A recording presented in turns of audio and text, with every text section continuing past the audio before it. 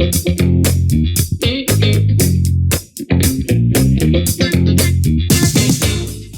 is going on, guys? Welcome back to the Boardroom Podcast. It's your host, Iggy Odighizuwa, here to help you stay calm, change lives, and have business on your terms. Now, one of the things I want to talk about in today's episode is a training and an article that I actually put together for my internal team called the competitive triangle. And the competitive triangle is a sub-tenet and a sub-framework. It's a mental model within one of our core values called like obsessive greatness. And because the reason is one of our core values is that we're obsessed about being the best that we can be. We want to be great. We want to produce a great product. We want to develop great product. We want to create great experiences for our clients. And we overall just want to be the best, right?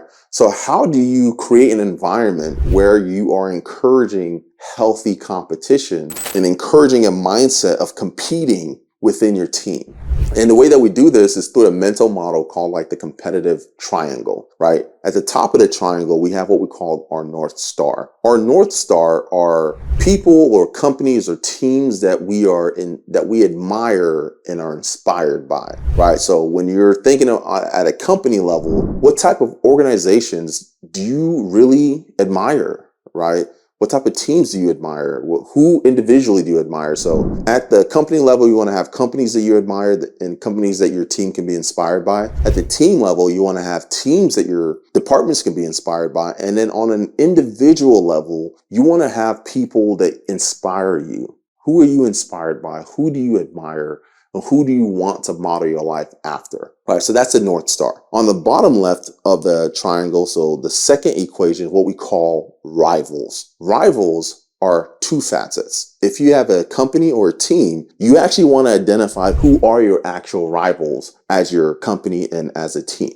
Right. And then even a step further, you want to have an imaginary rival where you actually event a company. You make up a company that if they were going to compete with you, what would they have to do? What would they have to offer? And what kind of value would they have to provide their clients in order to crush you, right? Now, this is my favorite kind of rival, is the imaginary rival, somebody that I can just make up and push the limit. So you sit down and you think through your imaginary rival. What are they going to do to crush you? What are they going to do to take your lunch? What are they going to do to take your job? How are they operating? How do they show up every single day? And what do they do? How do they interact with their clients and all these different things? And you will be surprised, right? If you actually map it out. What's scary is that there's people out there who are actually doing those things. And if they had an opportunity to take your job, they would. Right.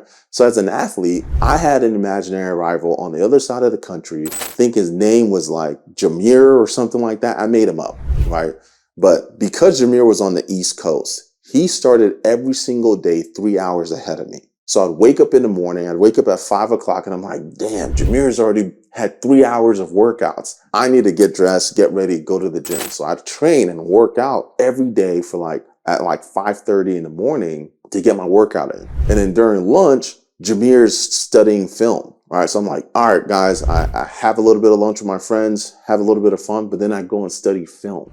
All right. And then during practice, I know Jameer's already done with his practice and he's getting his post-practice workout in. So while I'm at practice, I'm like, I can't cut any corners. If I'm tired, I have to push through it because this guy's already completed practice and he did everything that he could to leave it all on the field. And then he's going out and actually putting more work in after practice. So this was an imaginary rival that I conjured up that drove me to perform at my very best and drove me to hit the gym very hard, drove me to work out and show up my best, right? And then on the bottom right quadrant of the triangle is we have the mirror. The mirror is how are you measuring results against yourself? Like, what are the things that you're tracking when it comes to your role, when it comes to your team, when it comes to your organization or company? Like, what are the things that you're tracking and how are you measuring yourself? Right. And then you're competing with yourself to see if you can be better in different areas of the KPIs that you're tracking. You're tracking your inputs, you're tracking the outputs of your inputs, and you're pushing yourself to be better and better and better. And so when you put these things, the competitive triangle together, you start to see this like awesome flywheel that happens where you want to know what the company North Star is. You want to know what your team North Star is. And you want people on your team to know your personal North Star. right? You want to know the company rival, the team rival, and who your personal rival is. And then you want to share with the team the mirror that they can put up to show you the standard. Like, what is the standard that you're measuring yourself by? So what is the standard that the company is being measured by? What is the standard that the team's being measured by? But then what is the standard that you're measuring yourself by? Hope you find that helpful, and I'll catch you in the next one. Deuces.